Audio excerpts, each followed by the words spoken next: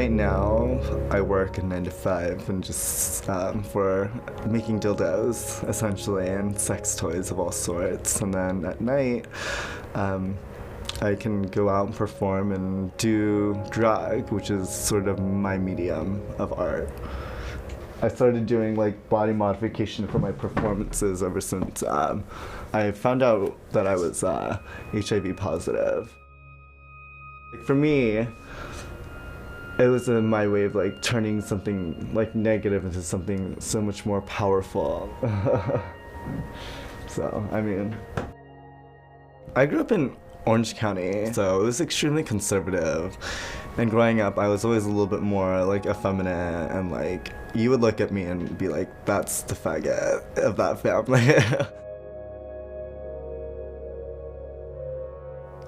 After I got kicked out of the house, some of my friends in the leather community up here suggested for me to go talk to Dirk and Sharp at the Tom of Finland house because they took people in. I moved in and did a lot of growth from there.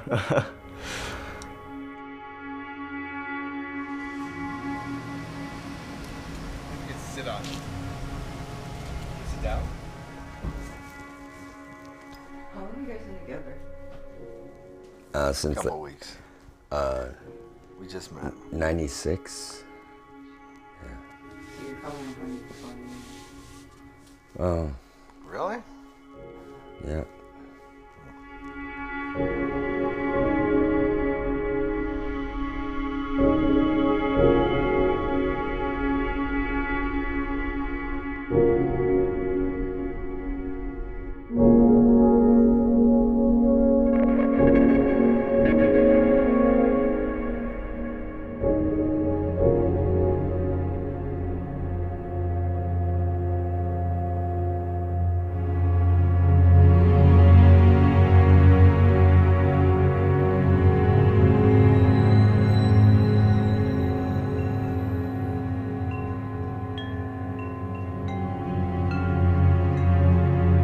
When I was 26, I saw a little drawing of his about this big on the bulletin board of a bar called Spike.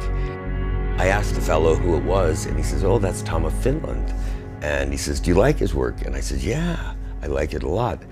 And he said, "Well, I'll give you his address and you can write him a letter." And so I wrote Tom a fan letter, and he responded. And I wrote him out, and we became sort of pen pals on a certain level.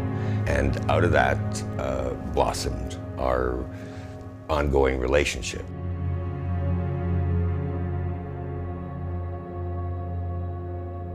That was a renaissance, really. The mid-'60s was the beginnings for sure, and I think that as it evolved into the '70s, and you can really see it in Tom's art also, is depicting our culture and our lifestyle and our sexuality, and it seemed that what was appropriate and what was coming out was even more explicit work, and it was so self-affirming. So the art on the walls of people's homes was a manifestation, so we could really enjoy appreciating who we were by seeing it around us.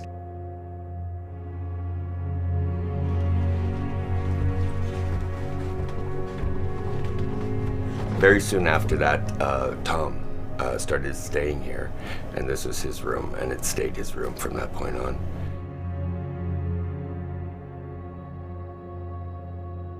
As an artist, he just had to draw.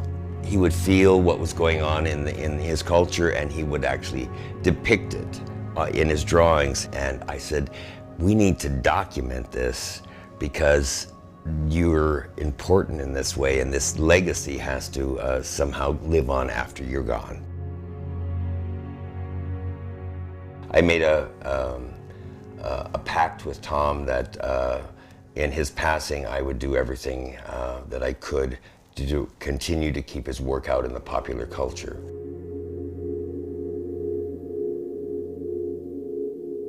I think that the evolution and true maturity of the homosexual tribe is still in process, because I don't think that we're fully mature as you would think of a tree maturing or a species maturing. I think that cultural part of us is still in development. The path that we're on, I mean, we're all kind of going in the same direction, but we have different veers, and we get off course a little bit, we go back on course. But I think we need, when we stop, we need nourishment. We get nourishment from other people. It started, it started as a house, a communal house of brothers. It is sort of a swinging door in the sense that it is, in some ways, it's been a halfway house for many years, but it really is something that we don't even take charge and control of. It's just allowing. I feel like the embedding of this house in the future for the world, for the culture, for our tribe is one of my last contributions. I think the healthiest mindset is that if we step back in history and we go to cultures where gay was okay, where there was no stigma, and maybe if that's what we create in this house, it just is naturally okay.